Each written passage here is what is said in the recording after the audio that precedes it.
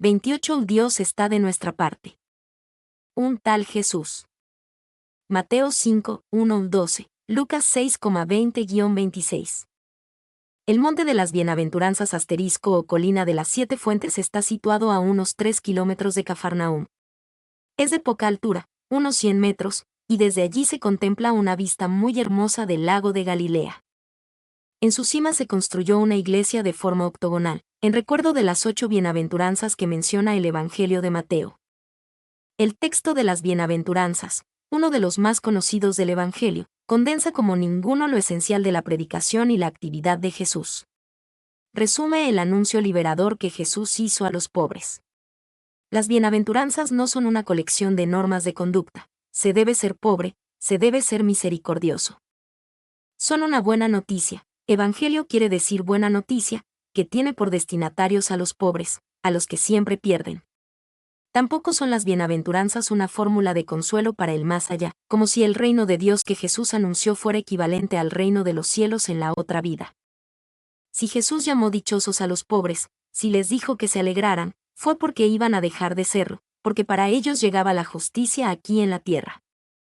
Aunque el Evangelio de Mateo recoge 8 bienaventuranzas y Lucas solo 4 con sus correspondientes malaventuranzas contra los ricos, en ambos textos Jesús habló de una sola realidad: los pobres. Felices los pobres, en esta bienaventuranza se resumen todas.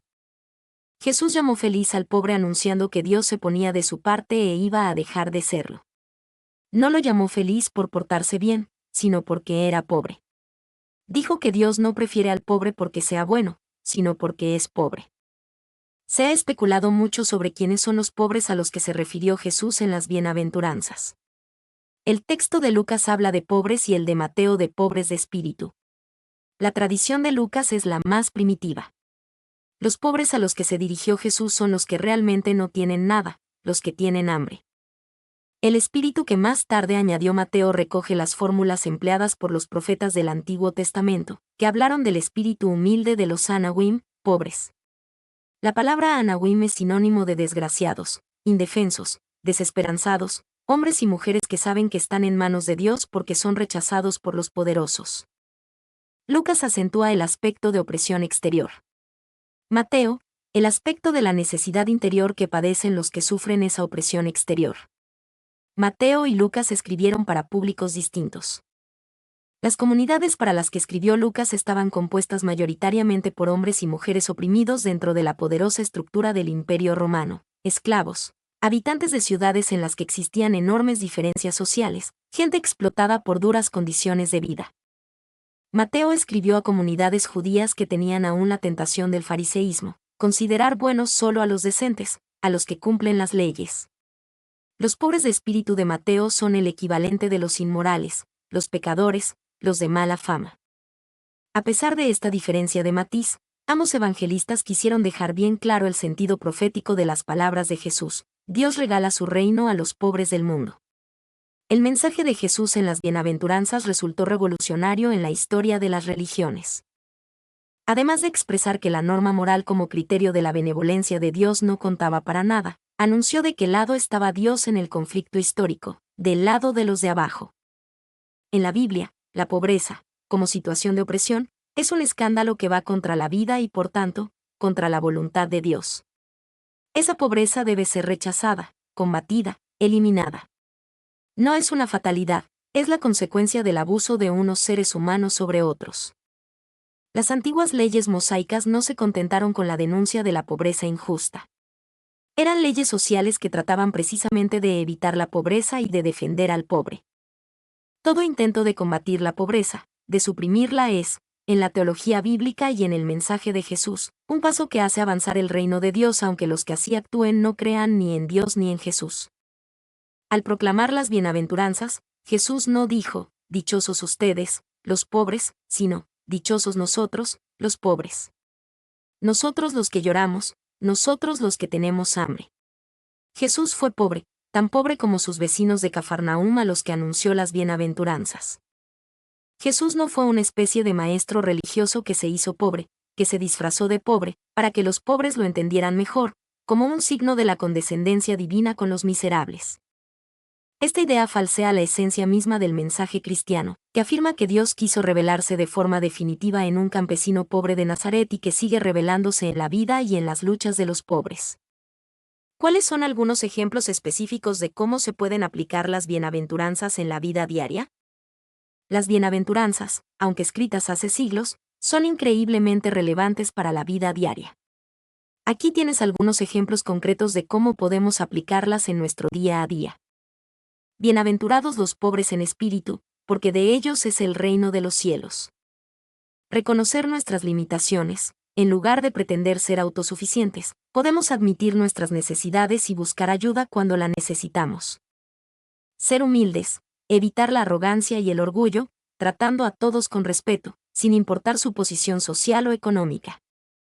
Centrarse en Dios, priorizar nuestra relación con Dios por encima de las posesiones materiales o el éxito social. Bienaventurados los que lloran, porque ellos serán consolados. Mostrar empatía, escuchar con atención a quienes sufren y ofrecerles palabras de consuelo y apoyo. No evitar el dolor, reconocer que el dolor es parte de la vida y permitirnos sentirlo para poder sanar.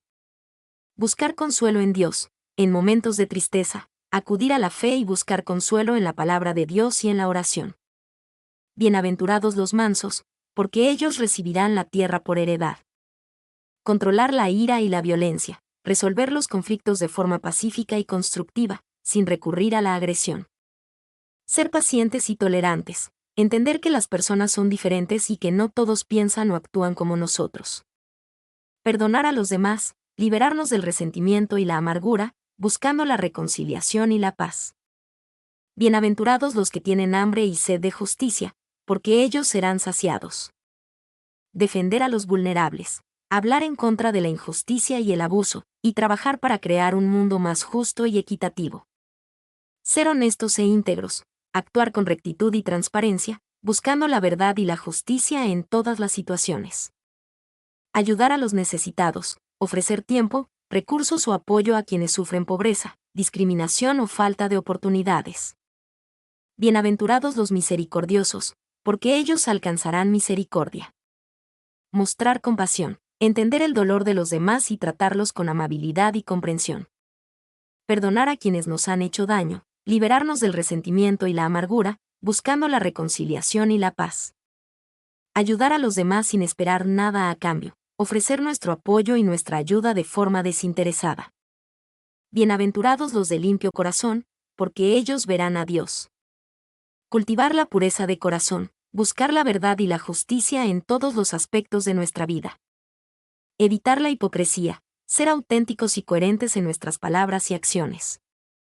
Perdonarnos a nosotros mismos, reconocer nuestros errores y buscar el perdón de Dios para poder seguir adelante.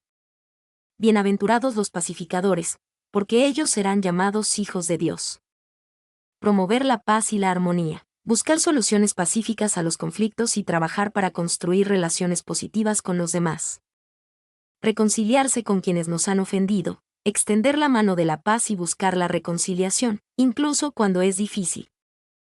Hablar con amabilidad y respeto, utilizar palabras amables y constructivas, evitando la crítica y la violencia verbal. Bienaventurados los que son perseguidos por causa de la justicia, porque de ellos es el reino de los cielos. Defender nuestros valores, incluso cuando es difícil, mantenernos firmes en nuestra fe y nuestros principios, incluso cuando enfrentamos oposición o persecución. Ser valientes y firmes en nuestras convicciones, no tener miedo de hablar en contra de la injusticia y la opresión. Recordar que Dios está con nosotros, buscar fortaleza y consuelo en Dios durante los momentos difíciles. Recuerda que estas son solo algunos ejemplos. Las bienaventuranzas son un llamado a vivir una vida plena y significativa, en armonía con Dios y con los demás. Si las aplicamos en nuestra vida diaria, podemos experimentar la verdadera felicidad y el amor del reino de Dios. ¿Cómo se puede aplicar la bienaventuranza de bienaventurados los que tienen hambre y sed de justicia en el contexto del cambio climático? La bienaventuranza de bienaventurados los que tienen hambre y sed de justicia, porque ellos serán saciados, Mateo 5:6, tiene una profunda resonancia en el contexto del cambio climático. Esta bienaventuranza nos llama a buscar la justicia, no solo en el sentido legal, sino también en el sentido de la justicia social y la búsqueda del bien común. En el caso del cambio climático, esto significa luchar por un futuro más justo y sostenible para todos. ¿Cómo se aplica la bienaventuranza al cambio climático? Reconocer la injusticia. El cambio climático es una injusticia profunda. Las comunidades más vulnerables, que menos han contribuido al problema, son las que más sufren sus consecuencias. La bienaventuranza nos impulsa a reconocer esta injusticia y a trabajar para corregirla. Luchar por la equidad. La bienaventuranza nos llama a luchar por la equidad en la distribución de los recursos y las responsabilidades. Esto significa presionar por políticas que reduzcan las emisiones de gases de efecto invernadero, que protejan los ecosistemas y que apoyen a las comunidades más vulnerables.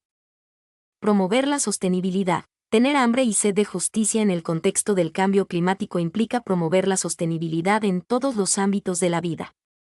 Esto significa adoptar estilos de vida más sostenibles, consumir de forma responsable y apoyar a empresas y organizaciones que trabajan por un futuro más verde. Actuar con urgencia. El cambio climático exige acción urgente. La bienaventuranza nos llama a no quedarnos de brazos cruzados, sino a trabajar con determinación para construir un futuro más justo y sostenible. Ejemplos concretos. Apoyar a las comunidades indígenas. Estas comunidades han sido guardianes de la naturaleza durante siglos y son las que más sufren las consecuencias del cambio climático. Podemos apoyarlos en sus luchas por la protección de sus tierras y sus derechos. Promover la transición energética. Podemos presionar por políticas que impulsen la energía renovable y que reduzcan la dependencia de los combustibles fósiles. Reducir nuestro consumo. Podemos hacer cambios en nuestro estilo de vida para reducir nuestra huella de carbono, como consumir menos carne, usar menos energía y reducir el consumo de bienes materiales. Conclusión. La bienaventuranza de bienaventurados los que tienen hambre y sed de justicia nos llama a luchar por un mundo más justo y sostenible. En el contexto del cambio climático, esta bienaventuranza nos impulsa a trabajar para proteger a las comunidades más vulnerables, a promover la equidad y a construir un futuro más verde para todos. Es importante recordar que la justicia climática no es solo un problema ambiental, sino también un problema social y moral. La bienaventuranza nos recuerda que la felicidad verdadera se encuentra en la búsqueda de la justicia y en la construcción de un mundo mejor para todos. ¿Qué acciones concretas podrían tomar las personas para satisfacer esta hambre y sed de justicia en relación al cambio climático? La bienaventuranza de bienaventurados los que tienen hambre y sed de justicia nos impulsa a actuar para crear un mundo más justo y sostenible frente al cambio climático. Aquí te presento algunas acciones concretas que las personas pueden tomar. Individualmente. Reducir la huella de carbono. Consumir menos, comprar menos ropa, tecnología y productos en general, optando por calidad sobre cantidad. Elegir transporte sostenible, priorizar caminar, andar en bicicleta o el transporte público sobre el automóvil. Optimizar el consumo energético, apagar las luces, desconectar dispositivos electrónicos, usar electrodomésticos eficientes y aislar mejor las viviendas. Consumir alimentos de origen vegetal, reducir el consumo de carne y optar por dietas más basadas en plantas.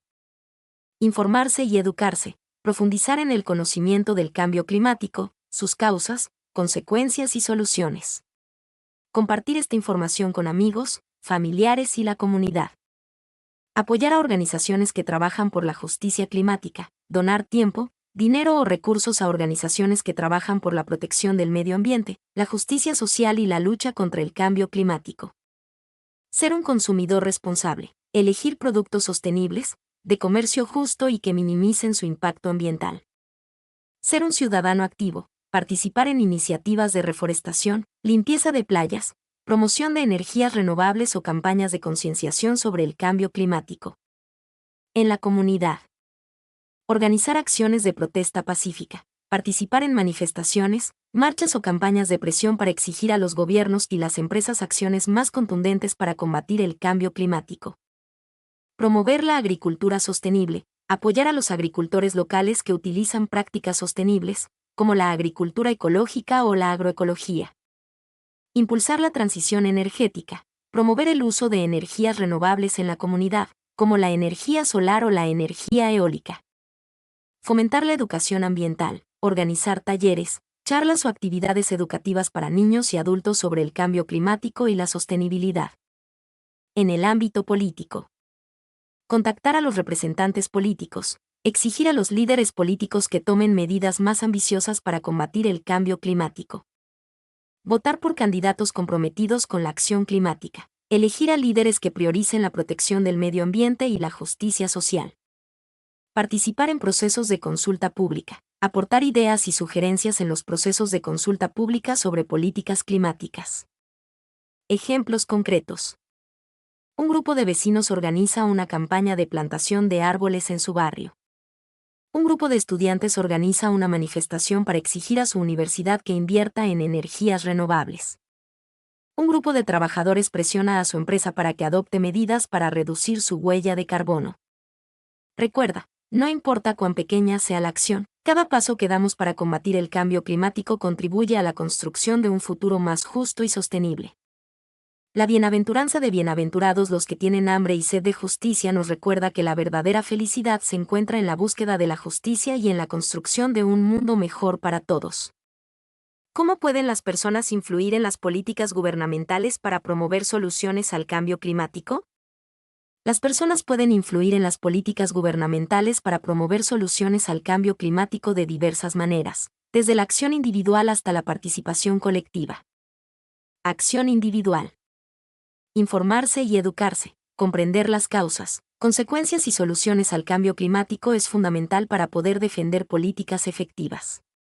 3. Investigar sobre las políticas climáticas existentes y sus impactos, así como sobre las propuestas de diferentes organizaciones y expertos.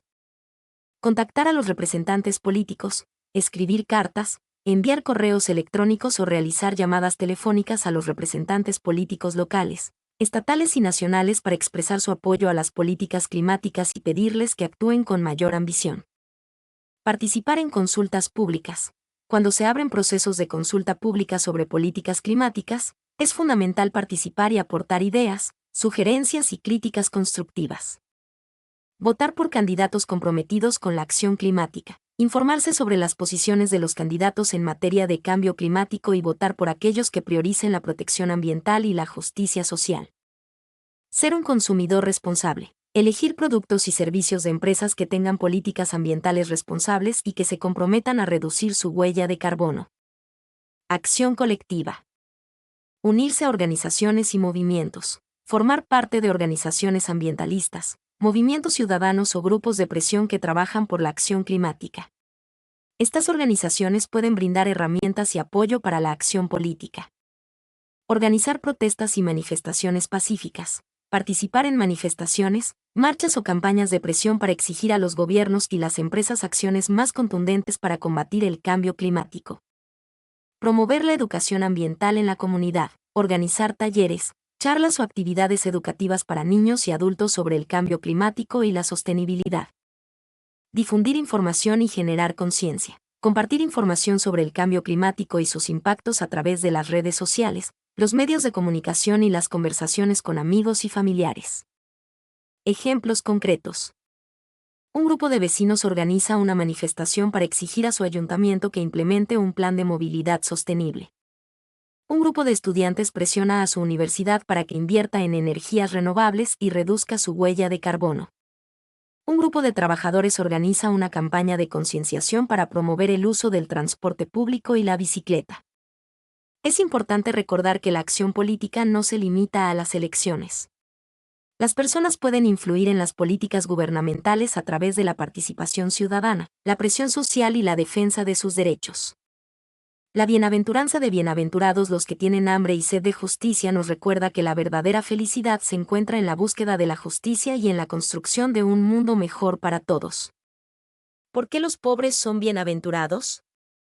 La bienaventuranza bienaventurados los pobres en espíritu, porque de ellos es el reino de los cielos. Mateo 5:3. Es una de las más complejas y controvertidas del Sermón del Monte.